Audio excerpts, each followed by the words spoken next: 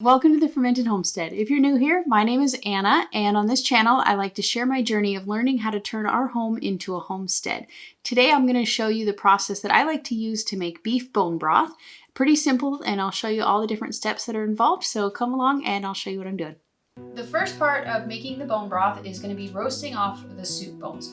You can use soup bones, you can use just any kind of a meaty bone, you can use just leftover bones that you have from your actual like roasts and steaks and things like that. I bought a cow not too long ago, so I have a lot of soup bones and I'm just kind of going through them one by one, or well, really two by two. But so I have the oven preheated to 350 degrees, and so what we're going to do with these soup bones is just unpackage them and cook them off until they're really brown. The browner you get them, the better and richer and deeper the flavor of your broth is going to be. And right here I have just over 8 pounds of soup bones. I've had these in the fridge for about a week, but I think I had them in the wrong drawer, and so they're still partially frozen. They should be thawed out a long time ago, but it looks like they're still a bit frozen. So it might take a little bit longer for me to cook them than it would if they were completely thawed.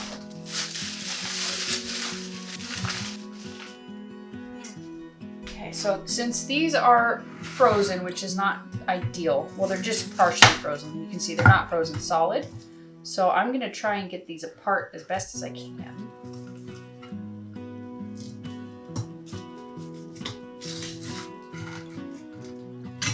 You can see like this is just one giant bone here. Not much meat on it. And I don't think you can see there's a little cow hair on it.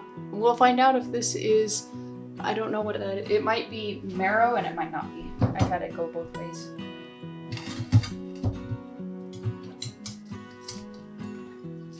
And you kind of want to, well, I like to spread them out and get as much exposure as I can so that it can brown. Because if you have them all scrunched up together, then it won't brown, at least not as well. And you won't get as good a flavor. So the oven is preheated to 350 degrees. You can there's a range. You don't really have to stick with 350 degrees. I just like 350 degrees, and that's what I use. So we're just gonna pop all the bones into the oven here. And then give you a close-up on this one here. You can see is a joint bone.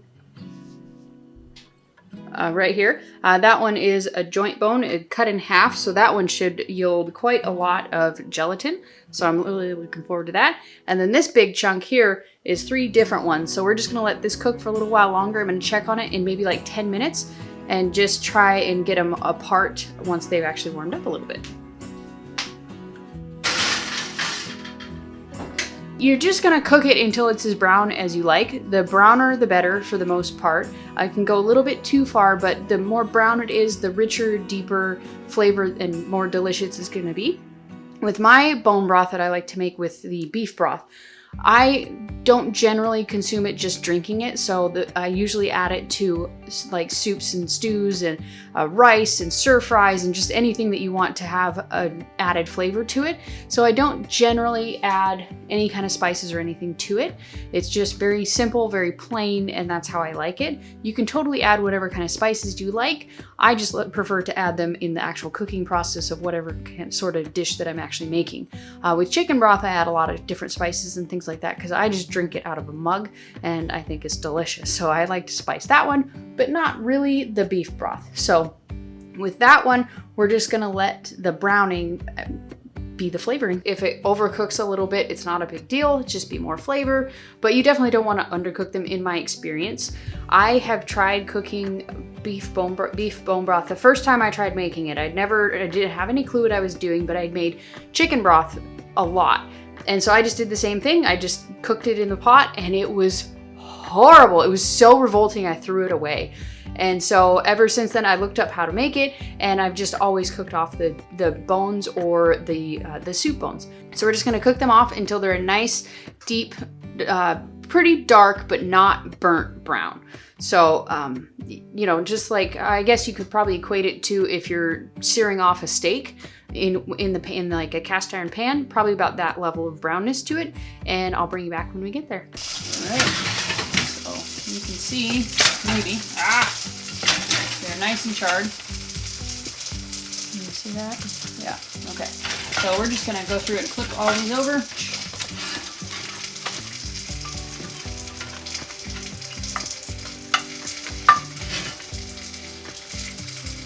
Into the oven for probably another half hour, 45 minutes. All right, so the next step in making the bone broth, they're all cooked. You can see they're pretty charred.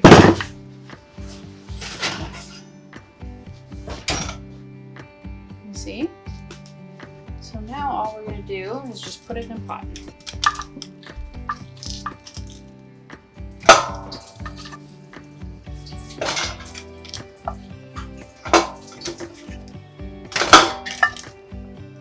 And all of this char and everything that's on the bottom of the pot, you're gonna make sure you get as much of that as you possibly can. Because again, that's just more flavor.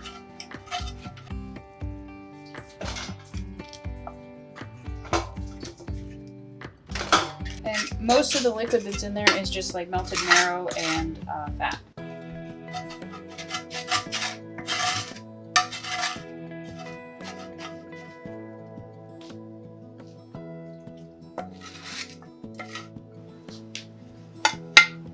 I'm gonna get the rest of this out of the pot once we're all done. But for now, we have, the pot is pretty full here, and we are very heavy meat eaters, and we accumulate a lot of bones from steaks and from roasts and you name it. So I'm just gonna add all of our ribeyes and T-bone bones into the pot here. You can cook these off a little bit extra if you'd like, but I always cook these very charred, so I'm just gonna kind of leave it as is. And then all of these especially are gonna have a lot of leftover like collagen and just connective tissues, cartilage, things like that. That's just gonna add even more nutritious benefits and things to your bone broth. So we're gonna get some water going on in here. So this was like a gallon bag, Ziploc bag, just for the purposes of ratios and things. This was a full gallon bag that was, I don't know if I could have fit any more in there. It was pretty packed in there. And then again, we had the 8 pounds of soup bones that we charred on, put in here. So there's a lot of bones in here, and we're just gonna cover it, put it in here, and just completely cover it fully with water.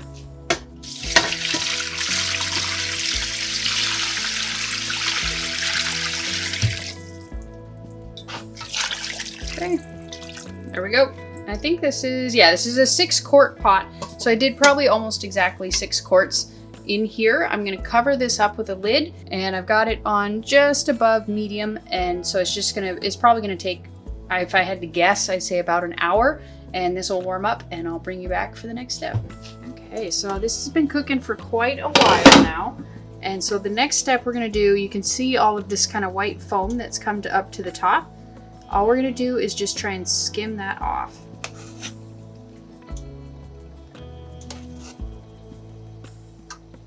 You're never gonna be able to get all of it. I don't even try to get all of it. I just try and get a reasonable amount of it. And all that this stuff is the toxins and things that are released in the cooking process that are inside the bones and inside of the fat that's in here. It's really hard to come through on camera, but you can see that there's just a tremendous layer of fat that's on here, from the fat from the meat, and the fat from the bones, or from the meat, the leftover bones and things from the T-bones and ribeyes and things that were on here. There's a good amount of fat that has built up in here, and also the marrow that's melted down, and that's all going to be in here. And so I think that's probably just about all we're going to be able to get out of this. So this is a really, really big batch of bone broth.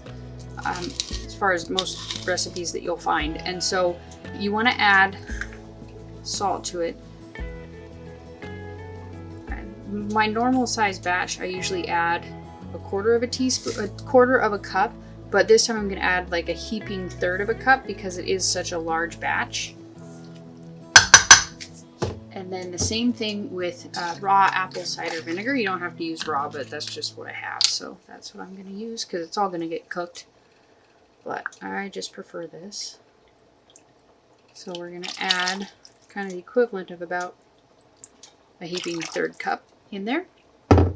The salt, I think, from what I gather, is mostly just for flavor. And the apple cider vinegar actually does a purpose in here, and it draws out the minerals and the nutrients that are inside of the bones, and it kind of just draws them out and puts them into the liquid of the bone broth part of it. And so you really don't want to skip the step of adding the apple cider vinegar to it. You don't need to worry, it's not going to taste at all like apple cider vinegar. Not even a teeniest little hint of it is left in there. You really don't have to worry about it. It just serves the purpose of pulling the bones and the nutrients rather, and the minerals and all the goodness out of the bones so that you can actually extract them into the liquid. So we're going to go ahead and let this go. Kind of, you can see just a little bubbles here and there. You don't want to overcook it. You don't want to crank the heat up too high because that will break down the gelatin. And the gelatin is the main reason that I actually like to make the bone broth, because it's really good and it's healing for your guts and your immune system and all that kind of stuff, which is basically the same thing. But so we're just going to let this cook very, very low and slow. And it's probably going to be about 48 hours before I actually go to strain this off. It's the next day here, and our bone broth has been cooking for, I think, probably about 24 hours or so. And so the next step that I'm going to do is I'm just going to pull everything out of the pot, all the solids that are in here, all the bones, all the meat, everything. And I'm going to pick through it and put all the bones back in there. And then whatever we're left over with, all the meat and the marrow and things like that, I'm going to set aside and use that for just regular cooking. It's so delicious. It's been slow cooking for 24 hours after it's been roasted. It's just really, really good. I'm gonna go ahead and get everything, as much as I possibly can, out of this pot here. There is a lot in this pot. I don't think that I will actually be able to fit it all in this little bucket, but we're gonna give it a shot. You can see all this meat is just so tender and just delicious and amazing. Falls right apart. And sometimes I will leave the marrow in the pot to continue to cook down, and sometimes I'll pull it out. And I think today I'm gonna pull most of it out and use it in the stir fries.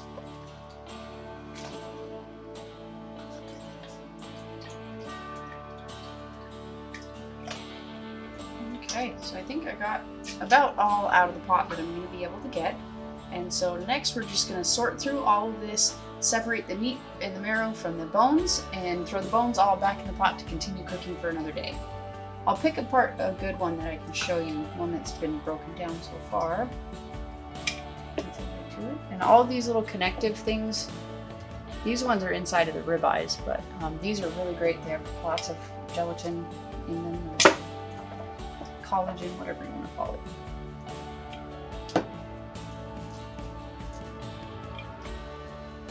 I think with this, I'm going to set this little bin aside because I can't get them out.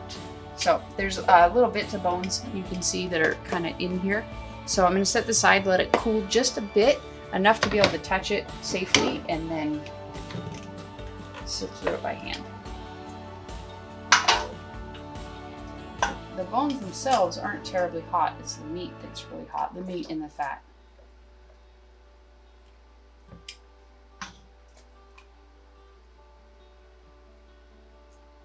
Okay, this one you can see right here. You can see it's starting to break down. All this is just the minerals and everything that's been kind of broken down by the cooking process, as well as the apple cider vinegar that we put in there. And this is just going to continue to get recessed.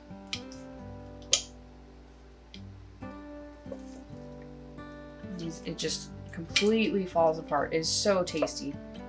And you can make anything you want with that has like meat.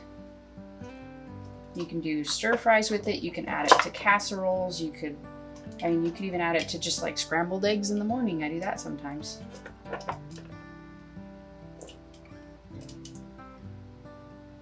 Yep, is a good example again. Come on. There we go. All right.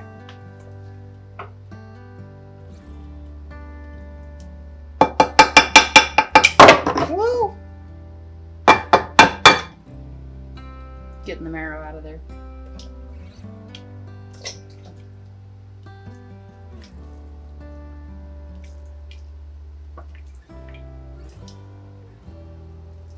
The bones we're just gonna put back on the heat.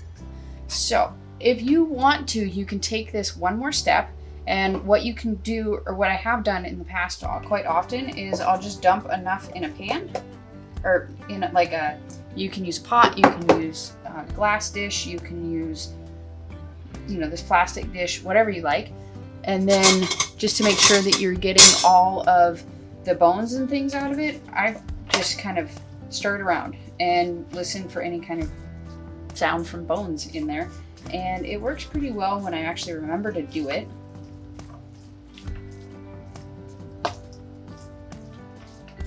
And so that's all there is to this step. You just do this probably anywhere between, I'd say, 16 to 24 hours after it started cooking. You can do less if you'd like to, but the sooner you pull it out, the less flavor that it will actually impart onto the broth. So you just kind of have to weigh that option there. And so that's all we're gonna do. And I'm gonna meet you back here tomorrow where we're actually gonna strain this out and finish off round 1 of the bone broth. So we'll see you then. All right, so it's been 2 days since we set our beef bone broth to cook. And so now we're going to portion it out into jars and then set it up for a second time running through. So all I really do at this point is I try to make sure the pots are as close as I can get them, just for overflow to produce a mess. And I'm just gonna scoop it out of this bigger pot into the smaller pot because we don't need it.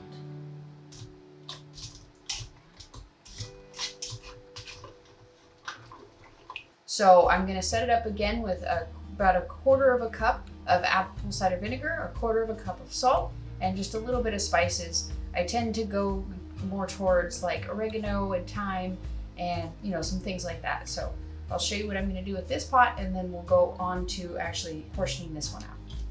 And we don't have to do that first step of bringing it up to a simmer and siphoning it off because we've already done all that. Okay, quarter of a cup of salt. Quarter of a cup of apple cider vinegar, just to keep drawing out those minerals and nutrients from the bones.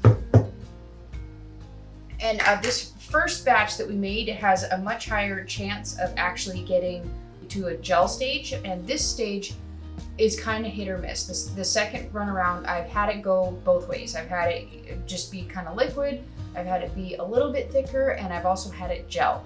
Like one time I went to actually can up the second batch and found that it was actually solidified in the fridge. So, you know, if it's solidified, I don't pressure can it. And if it is not solidified, then there's a good chance that I'll pressure can it or I'll just leave it in the fridge. It kind of just depends on my schedule and what I have time for. Okay. So now we're just gonna cover it with water. And really, honestly, even if you have some poking out like I have here, it's perfect. So I'm just gonna set this on the stove and let it come to a simmer, and then we're gonna move on to that one. Okay, so we have a little steam, and we're gonna do this kind of similar to the way that you would do if you were canning it, but I use used lids on these ones. If I'm gonna put them in the fridge, it's just kind of a nice way to be able to use those up.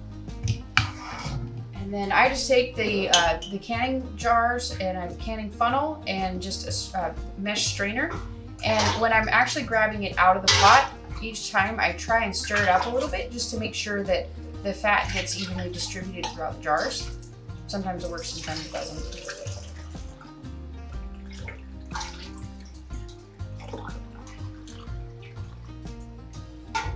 And then my goal with doing it this way is to actually get a vacuum on it.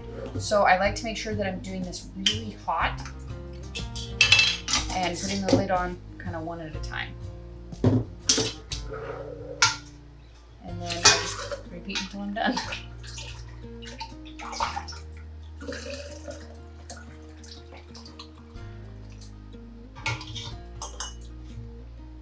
These ones are definitely looking like they have a really big layer of fat on top, so maybe I'm not getting it stirred up well enough.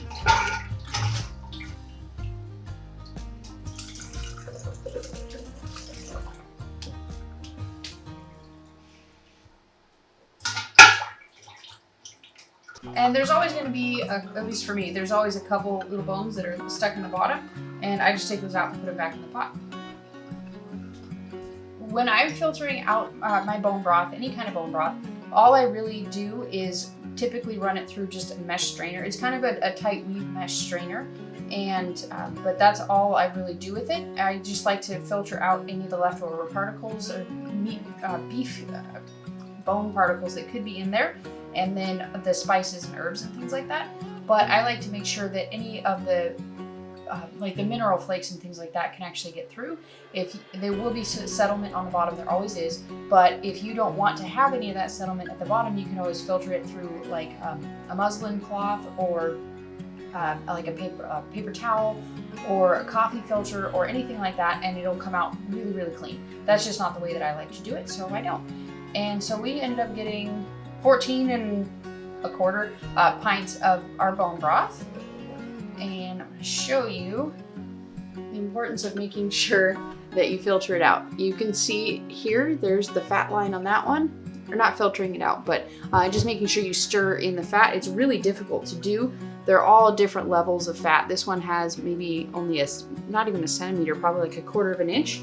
And so what I like to do with these in the way that I'm doing this now is I'm just going to leave it on the counter probably until I go to sleep for, I don't know, maybe a couple of hours. I'm going to leave it out on the counter and let it kind of cool like you would with any canning project that you're doing, and just kind of let it come down, you know, not quite to room temperature, but almost. You want to make sure we're keeping food safety in mind.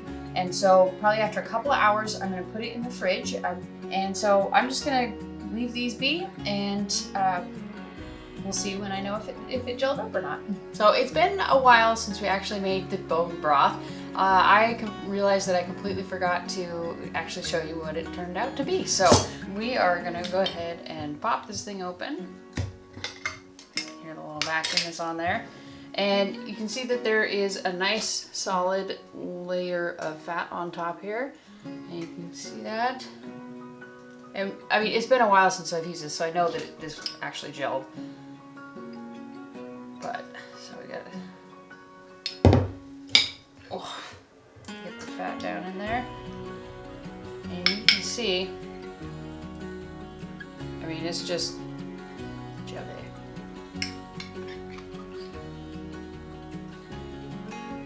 How cool is that? Oh, I'm spilling it on my thumb. Okay. So, get up on the counter here. So, there you go. That is our beef gel, or beef bone broth, and the gel that it had. So if you want to make sure that your bone broth actually gels and gets a nice solid gel to it, you got to make sure that you're using the good quality bones, that ones that have the joints, or you know, meaty bones, you know, things like that. You can't just use like the marrow bones only. You need to use a collection of different bones will help with getting the biggest nutrient profile and making sure that you get gel to your bone broth. And then also just making sure that you cook it on a very, very low simmer, like almost barely even bubbling. If you cook it at too much of a simmer or a boil, it'll break down the gelatin, and whatever's in there won't really do anything. It won't be gel. And then also just making sure that you're using an appropriate bone to water ratio. That is one thing that I really struggle with, because I try to be frugal and try to make it last, you know, and to try to make the bones go as much as I possibly can, make it stretch. And when you do that, you're gonna have the same amount of gel, but it's gonna be, or gelatin, but it's gonna be dispersed amongst a lot more water. So it's still technically going to be there, but if you're wanting it to be in concentration, then you want to make sure that you're not using too much of the water. So that's just a couple of the bullet points of the most important things that I've learned the hard way over the years to make sure that I do with my bone broth. So I hope that you found this video interesting, and I hope that you were able to learn a thing or two about making bone broth. If you enjoyed it, go ahead and give it a thumbs up. Remember to subscribe to this channel if you haven't already, and we will see you in the next video. Thanks for watching. Bye.